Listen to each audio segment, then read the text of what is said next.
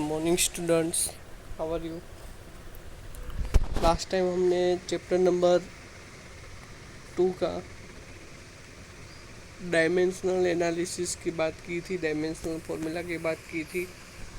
इस चैप्टर में last topic है थियरी में और मोस्ट इम्पोर्टेंट भी है। इसके रिगार्डिंग जेडेबल यूनिट के जो भी आप क्वेश्चन आंसर होंगे वो आप फाइंड कर सकते हो। डायमेंशनल फॉर्मूला ऐसी चीज़ है कि वो फिज़िक्स में जगह जगह पर आता है। मतलब कि आप देख सके कोई भी फॉर्मूला आएगा, कोई भी कांस्टेंट आएगा तो उसका हम डायमेंशनल फॉर्मूला फाइंड आउट कर सकते हैं। ओके, तो कोई भी ऐसा ज़रूरी नहीं कि मैं चलो इसकी बात करूँ, कोई भी फॉर्मूला आए तो उसका हम फाइंड आउट कर सकते हैं। ओके, जैसे कि फोर्स का, एरिया का भी फाइंड आउट कर सकते हैं, डेंसिटी, वॉल्यूम एक्सेट्रा। ओके, तो सिंपल सा डायमेंशनल फॉर्मूला कैसे फाइंड आउट करना है वो मैंने बोला था कि मैं पूरा आपको डिटेल में समझाऊंगा। ओके, तो यहाँ पर देखो मास का mlt, ओके, मास का दिया हुआ है तो आपको मालूम है उसका यूनिट किलोग्राम।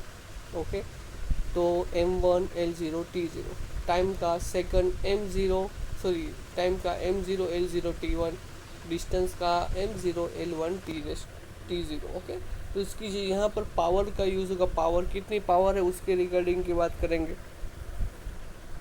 सपोज हम एरिया की बात करें, length multiply breath. Okay, length, okay, area, तो एरिया का फॉर्मूला देखो, मैंने क्या बोला कि फॉर्मूला आना चाहिए। एरिया का क्या होता है formula, length multiply breath, otherwise कोई भी आप ले सकते हो कि चलो मीटर स्क्वायर यानी कि लेंथ स्क्वायर। तो यहाँ पर क्या होगा m0 l2 t0। Okay, volume दिया हुआ है, वॉल्यूम मतलब लेंथ ब्रीथ और हाइट का मल्टीप्लिकेशन यानी कि मीटर क्यूब, तो उसका होगा m0 l3 t0। समझ में आ रहा है, मतलब कि जैसे जैसे हो रहा है। देखो यहाँ पर 2 टाइम लेंथ है तो l2 हो जाएगा, ऊपर l2, लेंथ वॉल्यूम होगा तो 3 होगा तो l3 हो जाएगा। उसी तरह डेंसिटी की बात करेंगे, density is equal to mass upon volume. क्या, मास अपॉन वॉल्यूम। तो मास अपॉन वॉल्यूम क्या होता है, देखो मास का हमारे पास एमएलटी है m1 l0 t0।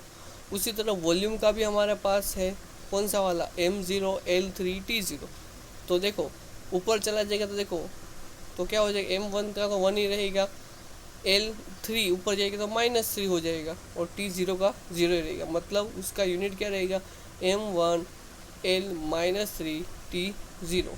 यूनिट क्या रहता है उसका, किलोग्राम पर मीटर क्यूब। उसी तरह आप इसकी स्पीड की भी बात करोगे तो चलो स्पीड अदरवाइज वेलोसिटी, तो वेलोसिटी का फॉर्मूला क्या होता है, डिस्टेंस अपॉन टाइम। डिस्टेंस का क्या होता है m0 l1 t0, टाइम का m0 l0 t1। तो t1 ऊपर चला जाए तो क्या हो जाएगा -1। उसका यूनिट क्या होता है, मीटर पर सेकंड। देखो कैसे आता है वो मैंने सब बताया हुआ है, आपकी टेक्स्ट बुक में डायरेक्टली दिया हुआ कि चलो ऐसा आ गया, पर कहाँ से क्यों आता है वो मैंने आपको सब कुछ बताया हुआ है। देखो मैंने बात की हुई एक्सेलरेशन, यानी कि एक्सेलरेशन का दिया हुआ है। एक्सेलरेशन यानी कि change in velocity divided by time, change in velocity divided by time. तो चेंज इन वेलोसिटी की बात करेंगे तो क्या होगा m0 l1 t-1। वेलोसिटी का क्या है, चेंज इन वेलोसिटी मतलब वेलोसिटी का एमएलटी हमारे पास क्या है, ऊपर ही अभी मैंने मिला है, तो क्या होगा m0 l1 t-1। तो टाइम का m0 l0 t1, तो m0 तो ऐसे, l1 तो ऐसे ही रहेगा, t-1 है यहाँ पर नीचे t1 ऊपर चला जाएगा तो -1 यानी कि -2। तो उसका आंसर क्या हो जाएगा, एक्सेलरेशन का कैसे होगा, m0 l1 t-2। उसका यूनिट क्या होगा, मीटर पर सेकंड स्क्वायर। उसी तरह आप देख सकते हो फोर्स यानी कि F इज इक्वल टू मा, यानी कि फादर इज इक्वल टू मा। एक टेक्निक है फादर इज इक्वल टू मा। ओके, आपको याद रखने की technique, father is equal to मा, यानी कि यहाँ पर फिजिक्स की भाषा में बात करें तो F क्या होगा, फोर्स होगा, M यानी कि मास होगा और A यानी कि एक्सेलरेशन। पर आपको याद रखना हो तो कैसे याद रख सकते हो, फादर इज इक्वल टू मा, उसका यूनिट कौन सा रहता है, न्यूटन। और उसका ऐसे यूनिट कैसे रहेगा, देखो मास का क्या रहेगा, किलोग्राम, एक्सेलरेशन के क्या होगा, मीटर पर सेकंड स्क्वायर, यानी kilogram metre per second square. Okay देखो यहाँ पर F is equal to M है, तो मास का क्या होगा m1 l0 t0। उसी तरह एक्सेलरेशन का क्या होगा m0 l1 t माइनस 2। सबका आप कैसे करोगे तो आपको क्या मिलेगा m1, ओके m देखो m होगा l प्लस 0, m1 प्लस 0 यानी कि 1, 0 प्लस 1 यानी कि 1, और t माइनस 2 यानी कि 1 1 माइनस 2 mlt। ओके फोर्स का देखो कैसे है वो मैंने बताया हुआ है, मैंने कल ही बोला था एक एग्जाम्पल में से मैंने कैसे है वो आपको मैं बताऊंगा। तो इस तरह आता है वर्क, यानी कि उसका यूनिट होता है जूल। ओके एनर्जी का भी और वर्क का दोनों का mlt भी और दोनों का यूनिट भी सेम ही रहता है। ओके वर्क का यूनिट और एनर्जी का यूनिट दोनों एक ही होता है, क्योंकि आपने देखा होगा जितना भी वर्क करेंगे, ओके जितनी भी हम एनर्जी, अदरवाइज जितना भी हम वर्क करेंगे उतनी हमारी एनर्जी होगी। सिंपल सी भाषा में बोलता हूँ, जितनी भी बार हम वर्क करेंगे, जितनी भी हमारा में कितनी एनर्जी है तो उसके वर्क के ऊपर डिपेंड है कितना वर्क करेंगे। वर्क हमारा ख़त्म हो जाएगा तो हमारी एनर्जी भी ख़त्म हो जाएगी, इसलिए दोनों का यूनिट सेम है और दोनों का mlt भी सेम है। वर्क का फॉर्मूला क्या होता है फोर्स मल्टीप्लाई डिस्टेंस, यानी कि जितना भी फोर्स लगाएंगे, फोर्स जिस डायरेक्शन में लग रहा है ओके उसी डायरेक्शन में उसका डिस्टेंस भी कट रहा है, अदरवाइज उसका डिस्प्लेसमेंट भी कट रहा है, तो दोनों का मल्टीप्लाई करोगे तो आपको वर्क मिलेगा। क्या मिलेगा वर्क मिलेगा। अभी भी एक बार बोल रहा हूँ कि वर्क किसको बोलते हैं, हम कोई भी चीज़ के ऊपर, कोई भी ऑब्जेक्ट के ऊपर हम फोर्स लगाते हैं और फोर्स के साथ साथ उसका डिस्टेंस भी चेंज होता है, यानी कि उसकी प्लेस भी चेंज होती है, तो उसको हम बोलेंगे वर्क। क्या बोलेंगे वर्क। तो फोर्स का तो हमारे पास है क्या mlt है m1 l1 t minus 2। Distance का हमारे पास क्या रहेगा m0 l1 t0। सबको मिला के आपको क्या मिलेगा m1, तो ऐसे ही रहेगा। l में देखो 1 ऊपर है, यहाँ पर भी l1 ऊपर है, तो 1 प्लस 1 यानी कि 2 और t माइनस 2 ऐसे ही रहेगा। तो क्या हो जाएगा 1 m1 l2 t माइनस 2। ये वर्क का है, उसका यूनिट जूल रह सकता है, अदरवाइज न्यूटन इंटू मीटर भी रह सकता है। उसी तरह आप देख सकते हो पावर। ओके पावर का यूनिट है वोट। क्या है वोट। पावर का यूनिट क्या है वोट। हमारा घर में जो जो भी पावर आती है वायर के, जो आप करंट की बात करोगे तो उधर भी पावर होता है। पावर का यूनिट होता है वोट और जूल पर सेकंड दूसरा यूनिट है जूल पर सेकंड उसका यूनिट। उसका फॉर्मूला क्या होता है वर्क अपॉन टाइम। तो वर्क का हमारे पास है m1 l2 t minus 2। Time का क्या होगा m0 l0 t1, तो ऊपर चला जाएगा तो क्या होगा m1 l2 t माइनस 3, यानी कि 1 2 3 m1 l2 t माइनस 3। देखो खास याद रखना, कोई भी आपको mlt डायमेंशनल फॉर्मूला फाइंड करना हो तो आपको कंपलसरी फॉर्मूले आने चाहिए। फॉर्मूले नहीं आएंगे तो कुछ नहीं आएगा। उसी तरह एनर्जी का भी दिया, मैंने अभी बोला एनर्जी की बात कर लो, काइनेटिक एनर्जी के ई यानी कि काइनेटिक एनर्जी, पी ई यानी कि पोटेंशियल एनर्जी, हीट एनर्जी। कोई भी आप एनर्जी की बात करोगे तो वर्क का जो भी यूनिट रहेगा उसका ही जो भी mlt रहेगा डायमेंशनल फॉर्मूला वही एनर्जी का रहेगा, यानी कि m1 l2 t minus 2।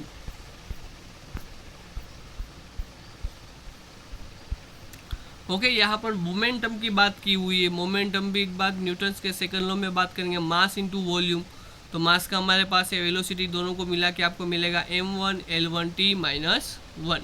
Pressure की बात करें तो प्रेशर का फॉर्मूला क्या होता है P याद रख सकते हैं। P is equal to force upon area. Force का हमारे पास क्या है m1 l1 t minus 2, area m0 l2 t0, तो क्या होगा answer m1 l minus 1 t minus 2। Unit उसका क्या होगा पास्कल, अदरवाइज न्यूटन पर मीटर स्क्वायर। पास्कल के नाम के ऊपर से रखा था पास्कल। ओके देखो अभी भी बोल रहा हूँ आपको, ये 2-2 3-3 बार लिखो, आप अपनी फेसबुक में भी लिखो, प्रैक्टिस के लिए भी लिखो। प्रैक्टिस जितना ज़्यादा करोगे उतना ही आपको फिजिक्स में अच्छे मार्क्स आएंगे। ऐसा नहीं है कि चलो एक बार पढ़ लिया और सब कुछ आ गया। आपको लगता है फिजिक्स की एक ही खासियत है, ओके, वो आपको लगता है कि चलो आपको याद आ गए, अपन जब भी आप एग्ज़ाम में लिखने के लिए, पेपर में लिखने के लिए बैठोगे सब कुछ भूल जाओगे, सब कुछ गुल हो जाएगा, कुछ याद ही नहीं होगा। वही फिजिक्स की खासियत है। इसलिए बोल रहा हूँ बार बार आप प्रैक्टिस करिए और बार बार लिखिए। पीरियोडिक टाइम यानी कि टाइम यहाँ पर आया तो उसको हम कैसे, उसका एमएलटी क्या रहेगा, m0l0t1, उसका यूनिट तो सेकंड ही रहेगा। उसी तरह फ्रीक्वेंसी यानी कि 1/t, ओके, टाइम पीरियड की रेसिप्रोकल करेंगे तो आपको मिलेगा फ्रीक्वेंसी। तो 1/m0l0t1, तो ऊपर चला जाए तो क्या होगा, m0l0t-1, उसका यूनिट है hertz, otherwise second inverse. Angle कोई भी ले लो आप, वो डायमेंशनल लेस ही होंगे, मतलब उसका डायमेंशनल होगा नहीं, डायमेंशनल फॉर्मूला होगे नहीं, कोई भी एंगल ले सकते हो आप। यहाँ पर मैंने सप्लीमेंट्री एंगल की बात की थी, उसमें आपने देखा था कि प्लेन एंगल और सॉलिड एंगल की बात की, जो भी एंगल वर्ड्स आए तो उसका रहेगा नहीं, ओके। यहाँ पर मैंने बोला कि ना न्यू सिस्टम और यूनिट लेंथ का दिया हुआ है 10 ग्राम, ओके। तो यहाँ फोर्स का मैंने बोला m1l1t-2, ओके। तो किलोग्राम में से ग्राम में चले 100 ग्राम दिया, देखो यहाँ 100 ग्राम 10 सेंटीमीटर 0.1 ⁻², सभी की वैल्यू पुट कर दी है। तो ग्राम में से आपको किलोग्राम में कन्वर्ट करो, सेंटीमीटर में से मीटर में कन्वर्ट करो, सेकंड में से सेकंड में कन्वर्ट कर लो, ओके। तो हमको आंसर आएगा 10⁻⁻1 kilogram metre per second square. तो क्या आंसर आएगा, 0.1 न्यूटन, ओके। ये प्रैक्टिस के लिए दिया हुआ है। उसी तरह सेकंड नंबर का भी दिया हुआ है एक, यहाँ पर भी दिया हुआ है Q = K × A T1 - T2 × T divided by L। तो यहाँ पर भी अब दिखाई दे रहा है, सभी देखो Q क्या है हमारे पास, Q क्या दिया हुआ है, ओके। तो यहाँ पर भी दिया हुआ है, देखो Q यानी कि हीट एनर्जी का तो है हमारे पास, ओके। इसमें से देखो K कांस्टेंट है, देखो क्या फाइंड आउट करने के लिए बोला है कि obtain the dimensional formula for K, okay. K का आपको डायमेंशनल फॉर्मूला फाइंड आउट करना है, तो K को आप लीडर बना दो। हीट एनर्जी हमारे पास, हीट यानी एनर्जी आ गई तो उसका तो हमारे पास फॉर्मूला है, ओके। तो उसकी वैल्यू लेंथ का भी है, एरिया का भी, सभी की, और टाइम टेम्परेचर का डिफरेंस यानी कि टेम्परेचर डिफरेंस ऑफ टेम्परेचर यानी कि केल्विन, तो K1 हो जाएगा। तो आपको क्या मिलेगा, K = m1l2t-2 divided by L2 K1 T1। तो ऊपर चला जाएगा क्या होगा, m1l1t-3 K-1, ओके। देखो क्या हुआ, in some books theta is use by place to K, theta भी यूज़ कर सकते हैं, ओके। इस तरह आप देखो, आप फाइंड आउट कर सकते कोई भी कांस्टेंट वैल्यू की। 15 नंबर का एक प्रैक्टिस के लिए दिया हुआ है, force equal mass into acceleration. Mass को आप लीडर बनाओगे तो आपको ऐसा मिलेगा F1T1V-1। देखो यहाँ पर क्या दिया हुआ, let us consider the equation, okay. दोनों इक्वल है कि नहीं, right hand side is equal left hand side आपको करवाना है। तो लेफ्ट हैंड साइड देख सकते हो कि mv², 1/2 mv², तो 1/2 का तो होगा नहीं, m का होगा m1l0t0, वेलोसिटी का स्क्वायर रहेगा यानी कि L2t-2, दोनों को मिलाओगे तो आपको m1l2t-2 होगा। देखो यहाँ 1 लिखा नहीं है, हमको लिखना है, ओके। उसी तरह आप राइट साइड देखोगे तो mgh दिया हुआ है, तो उसमें भी आपको दिखाई दे रहा है mg यानी कि ग्रेविटेशनल एक्सेलरेशन, यानी कि एक्सेलरेशन का मैंने आगे करवाया है वही आप mlt लिख सकते हो। h यानी कि हाइट यानी कि एज लिख सकते हो, लेंथ L1, ओके। सभी की वैल्यू पुट करोगे तो आपको m1l2t-2 यानी कि left hand side is equal to right hand side dimensionally corrected है, ओके। यहाँ पर एग्जाम्पल नंबर 16 दिया हुआ है, ओके। एग्जाम्पल नंबर 16 जो आपकी टेक्स्ट बुक में दिया हुआ है, आपकी टेक्स्ट बुक में डायरेक्टली दिया हुआ है, मैं पूरा समझा रहा हूँ। यहाँ पर देखो, यहाँ पर क्या दिया हुआ है कि 5 है आपके पास ABCDE, ओके। उसमें से कौन सा left hand side is equal to right hand side equal हो रहा है, ओके, करेक्ट है, वो आपको फाइंड आउट करना है। पहले में देख सकते हो, देखो पहले में आप देख सकते हो कि m²v³, ओके, m²v³, तो लेफ्ट हैंड साइड का, लेफ्ट हैंड साइड क्या एनर्जी, एनर्जी का क्या होगा m1l2t-2, यानी कि लेफ्ट हैंड साइड सभी में m1l2t-2 आना चाहिए तो ही करेक्टली होगा। तो राइट हैंड साइड पहले में देख सकते हो तो आंसर नहीं आता है, m2l3t-3 दिखाई दे रहा है, तो ये करेक्ट नहीं है। फर्स्ट वाला करेक्ट नहीं, सेकंड वाला करेक्ट ही है। ओके, वो कैसे होता है वो मैंने करवाया है। फिफ्थ वाला वो भी करेक्ट नहीं है, F is equal to M है, father is equal to M A होता है, kinetic energy is equal to M A नहीं होता है। उसी तरह डी वाला दिखाई दे रहा है तो वो भी आपको मिल रहा है।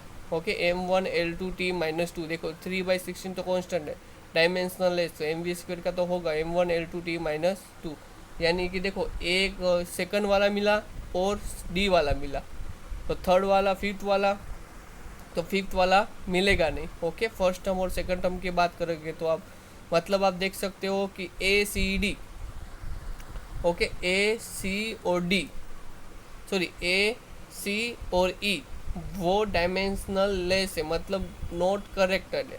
ओके, नॉट करेक्टली है, तो कौन सा करेक्ट है, बी और डी करेक्ट है। समझ में आ रहा है मैं क्या बोल रहा हूँ, बी और डी करेक्टेड है। ओके, यहाँ पर दिया हुआ ही है,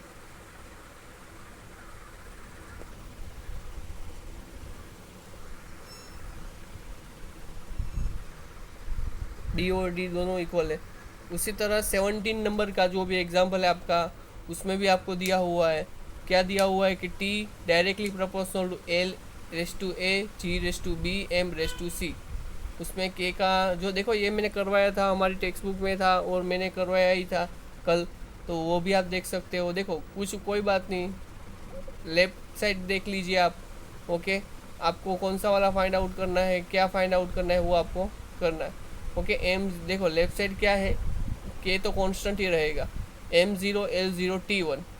ओके, टाइम है लेफ्ट साइड, l1 हो जाएगा, g यानी कि ग्रेविटेशनल एक्सीलरेशन और मास, सभी को आप मिलाओगे तो आपको ऐसा मिलेगा m⁻c l a + b t-2b। तो m0l0t0 रखो, m से m को मिलाओ तो c इक्वल क्या हो जाएगा 0, a + b इक्वल क्या हो जाएगा 0, -2b इक्वल क्या हो जाएगा 1। तो देखो c इज इक्वल टू 0 है, b इज इक्वल क्या हो जाएगा -1/2, तो a इज इक्वल टू क्या होगा 1/2। ओके, तो वहाँ पर वैल्यू पुट करोगे तो आपको मिलेगा t is equal to k l⁻1/2 g -1/2, तो आपको आंसर मिलेगा t is equal to l/g 1/2। तो k की जगह पर आप 2πp लिख सकते हो, वो एक्सपेरिमेंट में सिंपल पेंडुलम में देखेंगे। ओके, मैंने बोला था। देखो यहाँ पर पूरा का पूरा देख सकते हो कि मैंने एक टेबल है हमारे पास, उसमें सभी टाइप के, ऐसा नहीं 11th और 12th के लिए दोनों के लिए ये आईएमपी है, ये कर दोगे आप पूरा का पूरा। देखो मैंने यहाँ पर देखो पहली physical quantity relation otherwise equation दिए हुए हैं, और यहाँ पर डायमेंशनल फॉर्मूला दिया हुआ और ऐसा यूनिट भी दिया हुआ है। देखो 23 पावर एनर्जी सभी टाइप के यहाँ पर आ जाएंगे। आप इस टाइप के यूज़ करके देखो, यहाँ पर मैं अभी भी बोल रहा हूँ 1 से लेकर 20 तक आपको आ जाए ना, 1 से लेकर 20 तक, तो आप फिजिक्स के कोई भी फॉर्मूला के कांस्टेंट की वैल्यू के ऊपर से आप फाइंड आउट कर सकते हो। ओके, यहाँ पर भी आप देख सकते हो 32 तक है। उस तरह आप मल्टीपल एंड सब मल्टीपल ऑफ ऐसा यूनिट का दिया हुआ है। देखो 10⁻⁻6 10⁻⁹ 10⁻6 कैसे यूज़ होता है, उसका सिंबल सब दिया हुआ है। ओके, आप यही पढ़ोगे तो पूरा आपको फिजिक्स का कोई भी आप एबिलिटी फाइंड कर सकते हो। ओके, आज मैं PDF भी भेज रहा हूँ और वीडियो भी रख रहा हूँ, देख लेना। कोई भी डिफ़िकल्टी रहेगी तो मेरे को बोलना। ओके, कल हम डिस्कशन करेंगे। Thank you.